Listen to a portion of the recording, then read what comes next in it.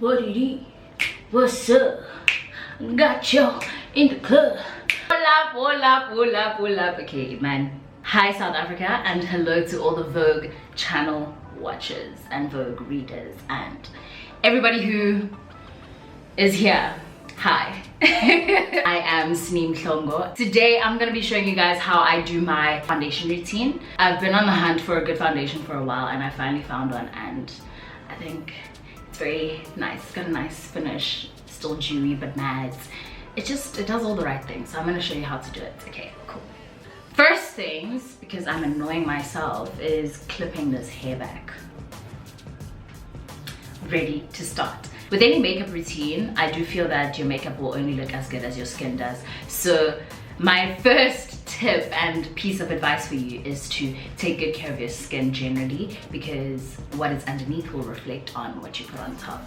So good skincare.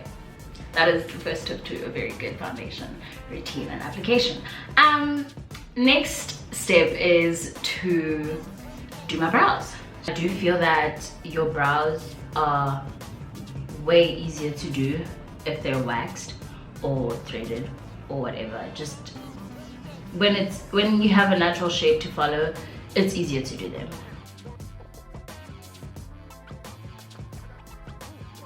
My trick to conceal my brows is to use a concealer or foundation or whatever that is the exact same color as my skin, as opposed to a lighter one, so that it's not so much that my eyebrows are bold and they're coming at you, but more so they're filled in. I've got thick brows, look at me. Do you know what I'm saying?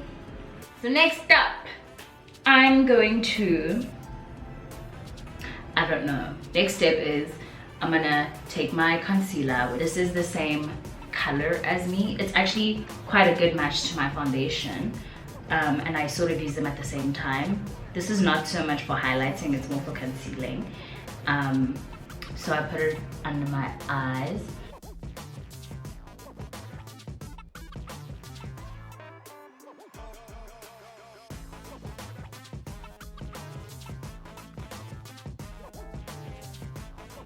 You don't need to go too close to the eyes because your sponge sort of takes it there.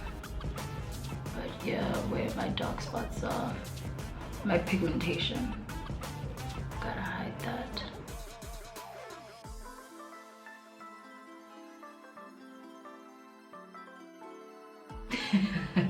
Okay, and then I'm gonna go in with my foundation.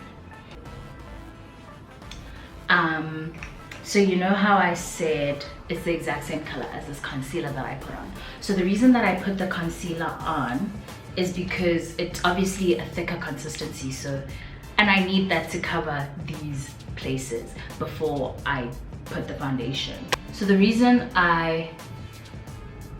do you see that they're like literally a perfect match? It looks like one product.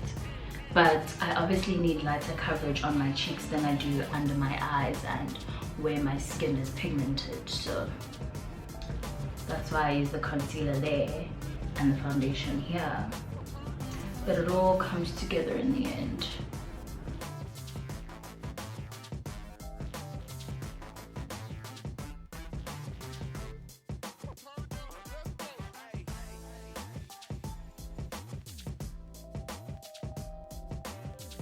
And now we're gonna do the under eye one.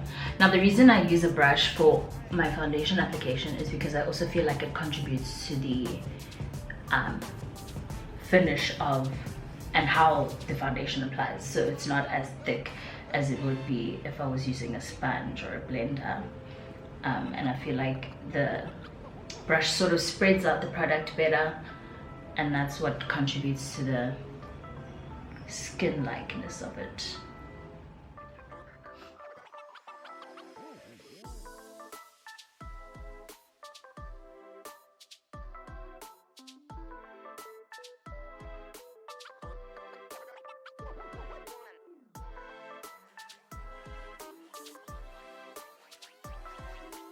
I'm going to take my actual highlighting concealer and put that under my eyes.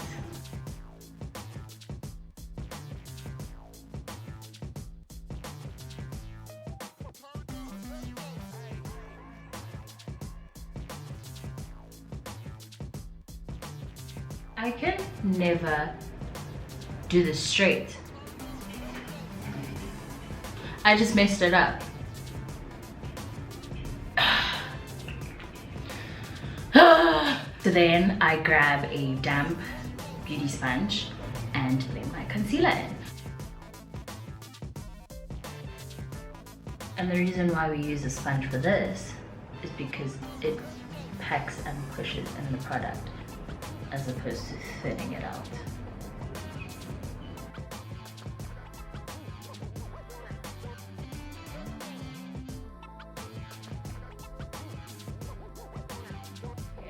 And then quickly grab some powder, translucent powder, and sort of push that into. Woo! That is so much. That is so much. Push it into the what you just.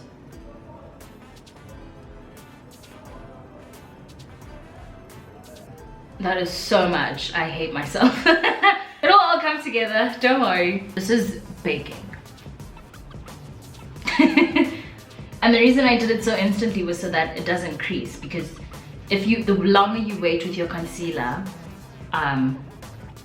the more likely it is to crease, and then now you're setting something that's already creased, and that literally doesn't make any sense.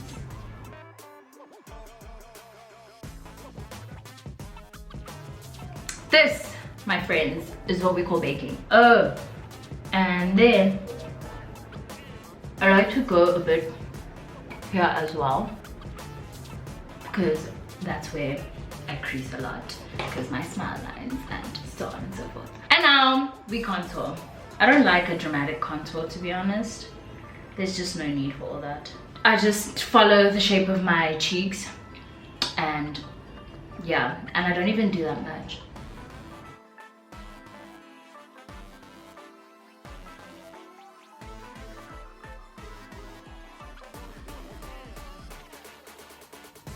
Yep, that's it. That's literally it. That's all you need. You can already see the difference.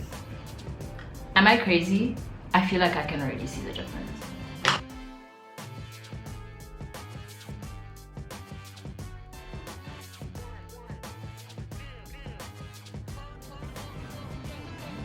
You really just blend until your arms fall off. That's when you know you've done a good job. Now, I'm gonna take a different fluffy brush and take a powder that is the same color as me and brush off the excess powder, as well as set the rest of my as well as set the rest of my face.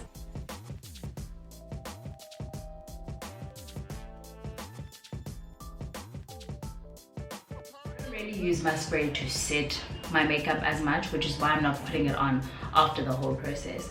It's more so for my skin. I want my skin to look good. And never have enough spray until it obviously feels like you just came out the shower, like I do right now. I think seeing the difference between an eye that has mascara and one that doesn't is so satisfying. I used to not like this beauty mark, but now when I'm done with my makeup, I take my eyebrow pencil and liven it up a bit so that it's more visible, because I like it now. You know, when you grow, you learn to accept all your flaws. So now the next step is highlight.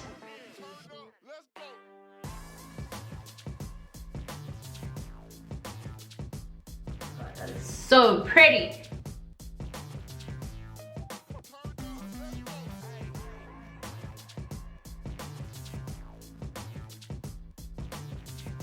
Last but not least, lips. So first, gotta take the excess makeup off. Have a clean canvas. My favorite thing recently is having glossy lips, but like a color. But instead of lip gloss, I've been using this because we all know Vaseline has petroleum jelly, which has healing properties. So it's good for my lips while making them look cute. Win from me. what I used to do before I had this was take a matte red lipstick and I dab it on a bit, let it sit for like 10 seconds, then quickly wipe it off so that all I'm left with is the stain.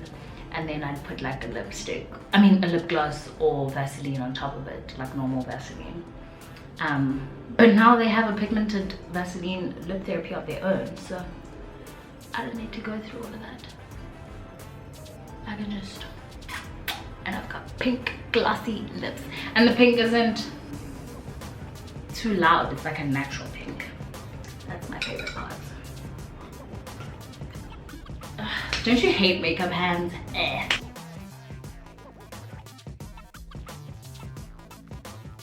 That is it. I'm gonna go make some plans now. Bye.